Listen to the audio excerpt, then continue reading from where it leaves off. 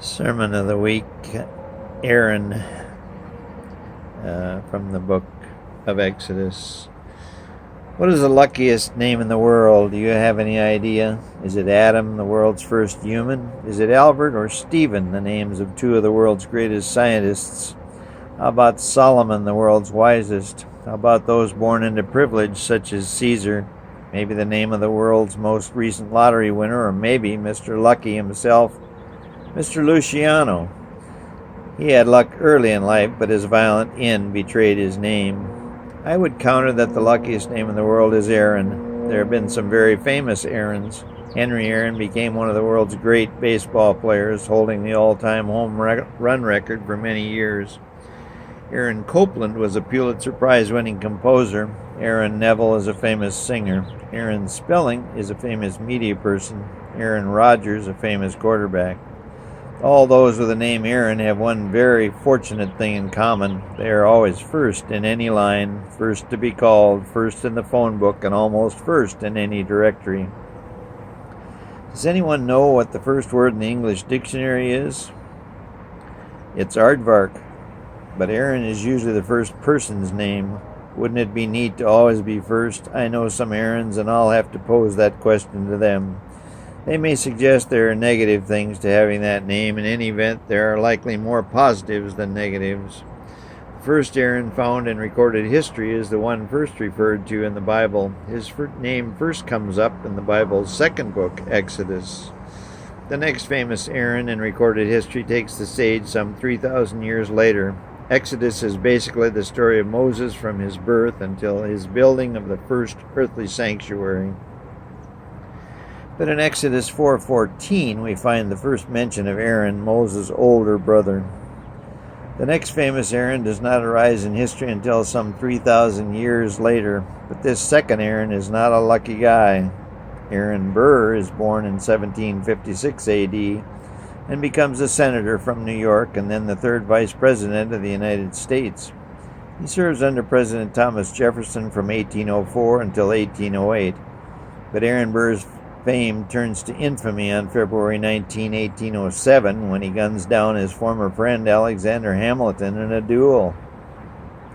He subsequently moves west and eventually is tried for treason against the United States. His luck holds and he is not convicted, but his reputation is in ruins. The next famous Aarons only recently come to the fore, as we discussed, and for the most part are very lucky people. The original Aaron is a fascinating character. He is the brother of one of the most famous humans of all time, Moses. Interestingly, he is the older brother by 3 years. These two have one sister, Miriam, who is 7 years older than Moses, but Moses far outshines these two in history. He authors 5 books of the Bible, and we are told now resides in heaven. Aaron first pops up on the grid in conjunction with his famous brother. How many of you have an older brother? Generally in the family hierarchy, the oldest brother is treated the best. In history, from Adam on down to today, the oldest male in the family is the heir and receives the lion's share of his parents' inheritance. In the Bible, it is called a birthright. Cain was to receive the first one, that is, birthright, but by committing the world's first recorded murder, he lost it. Jacob tried to gain his unsuccessfully by deceit. This passing down of the birthright, established by God himself, has continued unabated through history, through the Caesars and European kings until today. I often wonder why this has remained the accepted method of inheritance, but I have no good answer. It would seem far more fair to divide any inheritance equally among the children, but of course there's always had to be a new king. It took the establishment of democracy to even modify the practice at all. And even today, inheritance is a subject of fraud, greed, and murder. Well, the problem for the trio of the 3 little Hebrews, Miriam, Aaron, and Moses, was not how much money or inheritance they would receive when their father Amram passed on. Their problem was just surviving long enough to receive it. There was no kingship, no large corporation, no palace, no stable of horses, the nice car of the day. No Swiss bank account, not even a Rolex. Sundials were the timepiece of the day. I'm not sure if they had portable ones or not. At that time in history, Switzerland was being run by the Neanderthals. No, the father of these three was a Hebrew, and the Hebrew fortunes had recently taken a serious downturn. Joseph was the first Hebrew slave. He was sold by his brothers to Egypt, but was a highly intelligent and resourceful man. He rose to the position of prime minister, and his offspring multiplied rapidly. Exodus 1:7 says, "The land was filled with them." Much like the alien populations in our world today, the Hebrews were considered aliens. Unlike today, the ruler of the day, Pharaoh, had a very simple solution. He put everyone to work, not as a paid laborer, but slave laborer. He had them build up Egyptian infrastructure in at least two cities, Pithom and Ramses. These were two cities in Goshen, the region occupied by the Hebrews, and not too far from modern-day Cairo in the Nile Delta. The location of these two cities has been found and excavations carried out. So, Aaron didn't have much going for him. On top of being a slave laborer, he learned of a new decree just handed down from Pharaoh, Thutmose I. The Hebrew population was now approaching that of the Egyptians. Thutmose was concerned that an insurrection could occur. But the bigger threat to his empire was that of his enemy empires. Assyria was Egypt's arch-rival, and there were many wars between the two empires. An Assyrian attack could lead to disaster. If the Hebrews chose to join the Assyrians, in particular, thus he felt a need to decrease the Hebrew population and passed a new law. It stated that all Hebrew male children were to be killed, but the female ones were allowed to live. The reasoning seems all wrong. Wasn't it the woman who bore the children? I guess Pharaoh figured the women couldn't fight and thus wouldn't revolt or be a threat. Irregardless, Pharaoh thought his plan should work well. Satisfied, he implemented this plan. But along came a new hero. Anyone want to venture a guess? No, it wasn't a soldier or a spy or a warrior. Up to the plate stepped the mighty midwife. Once again, the power of women saved the day. What is a midwife? According to Webster, it is one who attends and assists in the delivery of a child. It stems from the Middle English language, mid meaning with and wif meaning woman. This English term midwife was first used in 1638 AD. However, it is used in the Bible 3 times, and the King James Version of the Bible was published in 1611 AD. In any event, Exodus 2:15 speaks of Hebrew midwives. Interestingly, Exodus 2:16 tells of the woman in labor using stools, not soft beds or clean birthing rooms, but stools. There has been some progress in medicine. Pharaoh had instructed the Hebrew midwives to kill all the males they delivered. I'm not sure how he was planning to enforce this, probably with his agents checking up on the midwives. Really, how stupid can you be? Well, this Pharaoh is really stupid.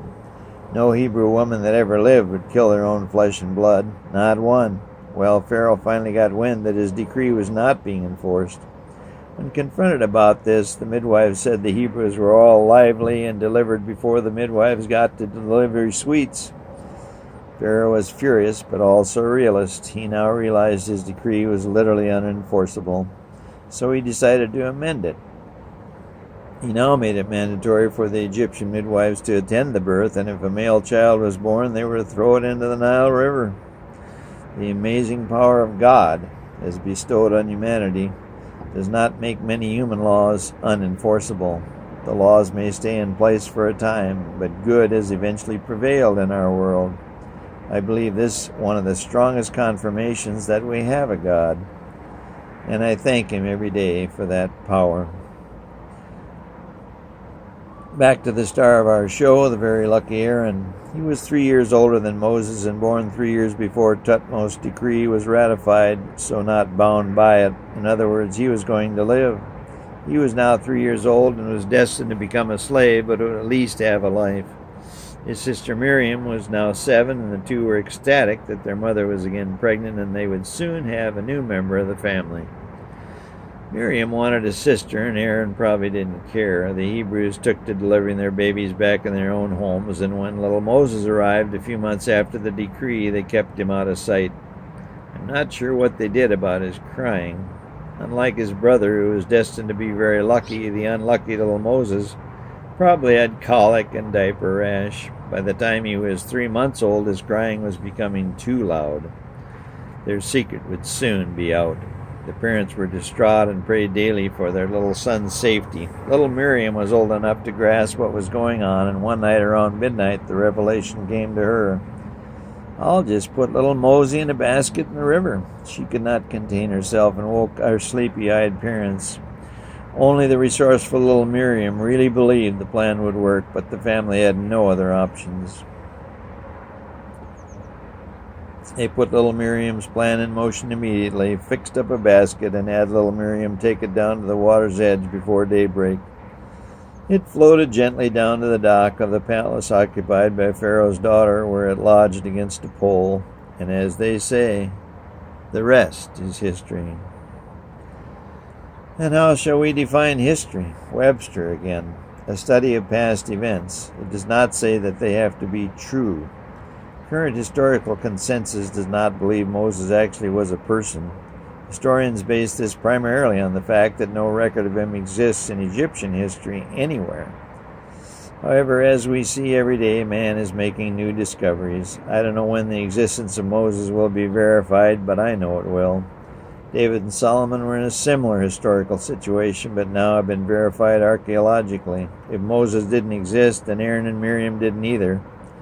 But from Egyptian history, we know the Pharaoh, Thutmose I, did. So for our purposes, let's forge ahead with the story, assuming the three little siblings of Exodus did exist. We first encounter Aaron in an argument between God and Moses. God wants Moses to lead his people, the Hebrews, out of their Egyptian affliction of slavery to a new land of promise. Moses argues that he's not capable of such a task. Among other things, he states that he is not an eloquent speaker, but that his brother Aaron is. Finally, God's had it and tells Moses he will put the proper eloquent words in his and Aaron's mouth. Moses finally realizes how useless it is to argue with the Almighty and heads with his brother to meet with Pharaoh to secure Israel's release. How many of us have tried to argue with God? I would venture to say that we all have. Has anyone ever won such an argument? The answer is resounding no. Oh, we may go and do our own thing, but eventually it will become clear to us that God was right after all. This eventually may last a long time. God will go along with us for a while, but at some point he will have to step away as we spiral off into sin. We will ultimately arrive at a point of despair as our path completely fails. At that point, most of us will look for our God and recover our equilibrium. Sadly, there are those who do not, and their downward spiral continues. But thankfully, our God has limitless patience and will quickly come to our side, no matter where we are in our downward spiral. Moses was just such a guy. By the time Moses began arguing with his God, he had already had a dark past, having murdered an Egyptian and fled from the Egyptian capital. Apparently enough water had flowed under the bridge, and Moses and Aaron were granted an audience before the latest pharaoh, Amenhotep. The first encounter went badly, and in addition to not allowing Israel to return to their original homeland of Canaan, Pharaoh cut off the suppliers of the brick factories, and the Israelites now had to go out in the suburbs and gather their own straw for brick making. Aaron was now 83 years old, equivalent to about 55 in today's aging process. In Exodus 7:9, Aaron finally gets the attention of Pharaoh. Aaron throws down his wooden walking stick in front of Pharaoh and it immediately turns into a poisonous adder. Aaron calmly picks it up by the tail and transforms it back into a wooden rod. Over the next few weeks, this same rod is used to initiate plague after plague on Egypt. Finally, after plague number 10, where all the firstborn of the land were killed, Amenhotep agreed to let the alien nation leave for their homeland of Canaan. Did you realize that not only humans, but all the firstborn of animals were also killed during the plague number 10? Cattle, horses, even dogs were destroyed. The stench was unbearable, and the million-man march of Israelis began after a 430-year stay in Egypt. Of interest, the very Messiah also did a stint in Egypt.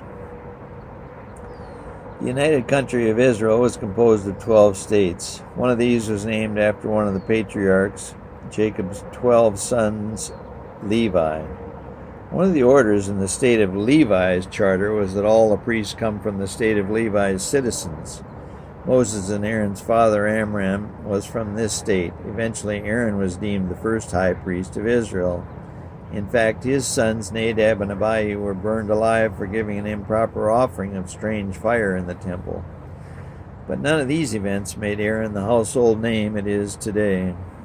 Israel's million-man march had its shares of ups and downs. The trek through the seabed of the Red Sea, hunt for water and food, and the mass defection back to Egypt are but a few. The famous of the world usually have one high point that catapults them to stardom or worldwide recognition. For Caesar, it was the crossing of the Rubicon. For Martin Luther, it was nailing 95 Theses to the church door in Wittenberg, Germany. For Michelangelo, it was the Sistine ceiling. Handel composed the Messiah, and for Dwight Eisenhower, it was June 6, 1944, D-Day. But for others, fame came in a different way. Eve took a bite. Pontius Pilate washed his hands. Napoleon attacked in the winter. Pickett charged, and JFK took a bullet. Aaron's 15 minutes of fame fits in this latter group. The night on its million-man march to Canaan, Israel was camped for the evening in the front of rugged mountains, and Moses left Aaron in charge while he went off to an evening conference. He told Aaron he'd be late, but as Moses climbed up the mountain, a dense fog enveloped the whole mountain. After waiting up late, Aaron overslept the next morning. He sent men to find Moses, but the fog was so thick they couldn't find their way and return. Things in the camp went along fairly smoothly for a while. But after a week, people began to not only worry, but got restless to move ahead on their journey to the Promised Land. Aaron reassured them, calmed them, and dreamed up some new tasks to keep them busy, but as time dragged on, things became very tense. People felt not only Moses, but their God himself had abandoned them. The scribes were counting the days, and by day 39, a full-scale rebellion was imminent. People were calling for Aaron to take control, break camp, and move east. Others were calling for a new God to lead them safely to the Promised Land. By that evening, Aaron was not only scared, but himself convinced God and Moses had abandoned them all for good. Finally, Aaron caved and commissioned a new God for Israel. Why did he pick a bull? The bull was the most sacred animal in Egypt and an intermediary between the humans and Osiris, the foremost Egyptian god. The golden calf was an instant hit, and all Israel celebrated, partying the night away as the rock bands ground out hit after hit. Aaron even took a couple of turns on the dance floor, but as dawn broke, the glow of Moses' face was seen working its way down the mountain. This was pointed out to Aaron, and his hangover turned immediately to abject fear. His chest began to ache. He took first one, then two, then a handful of nitroglycerin to ease his angina, but it didn't work. When Moses finally came face to face with him, his face turned sheet white, and Moses' haggard face turned fire red. Moses raised up the 2 stone tablets he was carrying and threw them at Aaron's feet. The tablets shattered into 1,000,000 little pieces, as did forever the reputation of Aaron. On your one-man march through your life on earth, remember Aaron. It's not how fast you march or how well you march, but how you finish your march. Our hero does not have a smooth march and likely was very close to an early death at the hands of his angry God. But he picked up a few pieces of his shattered reputation, raised his head high, and continued to march. Aaron died at age 123 in his 40th year and last year of Israel's travel through the wilderness. Miriam died shortly before her brother at age 127, and Moses died in that same year at 120. Though none of them was allowed to enter the Promised Land at the time, the legacy of the 3 allows that all will enter into the new world when it arrives in the near future. Take a hard look at the life of Aaron. He was lucky to be born into the greatest country of his time, yet he was born a slave. He was unlucky to have a murderer for a brother, but lucky that brother possessed an immense faith. He was smart enough to ride his brother's coattails and thus made his place in history. On his own at Sinai, he created his 15 minutes of fame, but picked up the shards and marched forward, becoming the first high priest of Israel. Despite his tarnished legacy, he regained the favor of God and will be numbered with those in eternity. I am anxious to attend his lectures and hear his story. The legacy of all humanity is tarnished, but like Aaron, we must pick up the shattered pieces of that legacy and march forward, holding our heads high and proclaiming soon the return of the one who will make all things new.